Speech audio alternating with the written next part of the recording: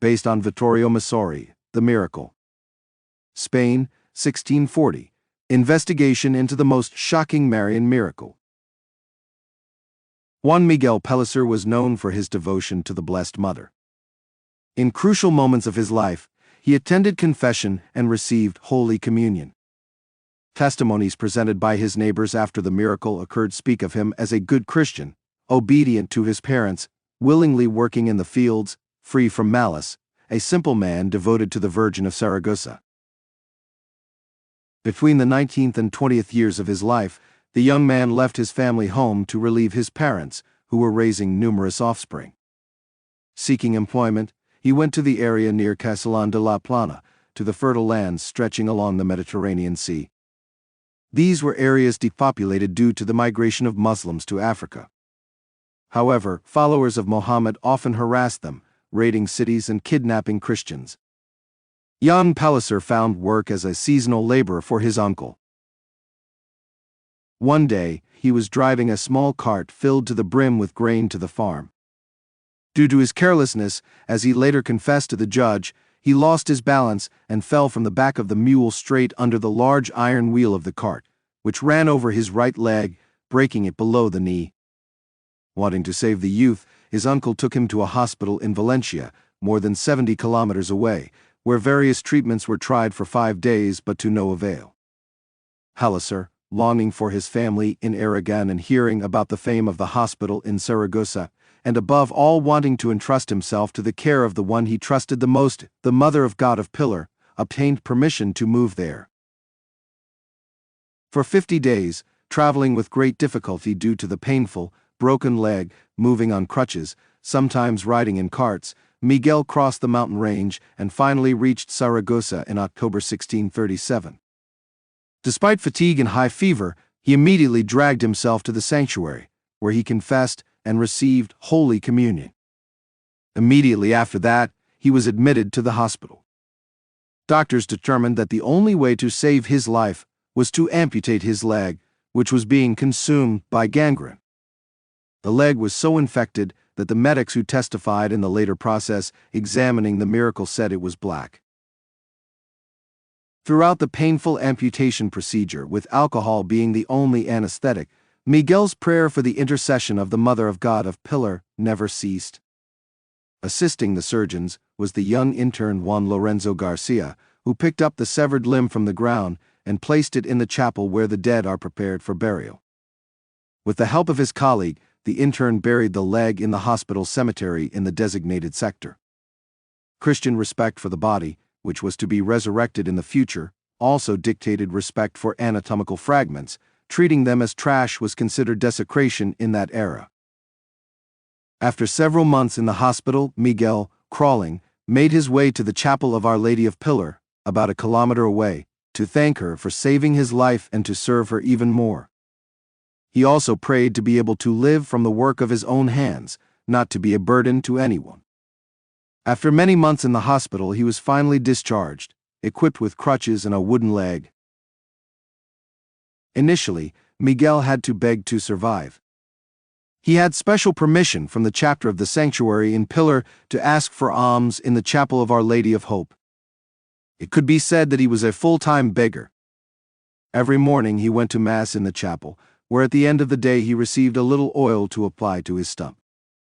After about 2 years of begging, Miguel decided to return home to Calanda, although he was very afraid that now he would be a great burden to his parents. Unnecessarily. All fears disappeared as soon as he arrived and saw his parents, who welcomed him with great love.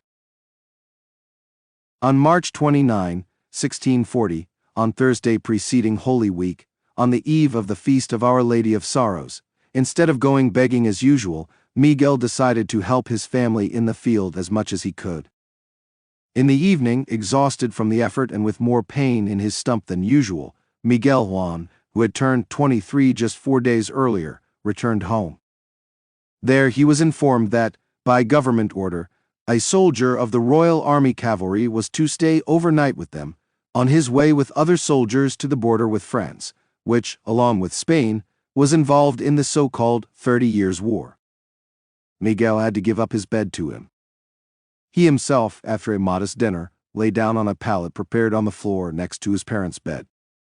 Since he gave his blanket to the soldier, he had only his father's short cloak to cover himself. Between 10 and 11 in the evening, Miguel's mother also went to bed, carrying with her an olive oil lamp. As she later testified, entering the room, she sensed a miraculous scent and fragrance she had never experienced before. Wanting to check how her son was positioned, she raised the lamp and approached him, noticing that he was sleeping soundly. However, to her surprise, she also noticed that two, not one, legs were sticking out from under the cloak. At first she thought it was a hallucination. Later, she thought it must be the soldier who mistook the pallet. However, when she looked more closely at the figure, she unequivocally recognized her son. She immediately called her husband, who was in the kitchen, to help her explain the whole situation. He also confirmed that it was their son, who, as before, had both legs. The whole event was such a shock that the soldier who was supposed to spend the night actually did not sleep at all, and the next day, after reaching the border with Catalonia, he asked a Capuchin friar for confession after a 10-year break. King Philip IV himself invited Miguel to the court, where, in the presence of many dignitaries, he knelt before the healed leg and kissed it.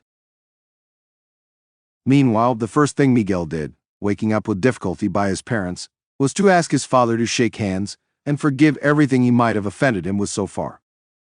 When asked how it happened, the healed man only said that he had just dreamed that he was in the chapel of Our Lady of Pillar, where he anointed his stump, as he usually did.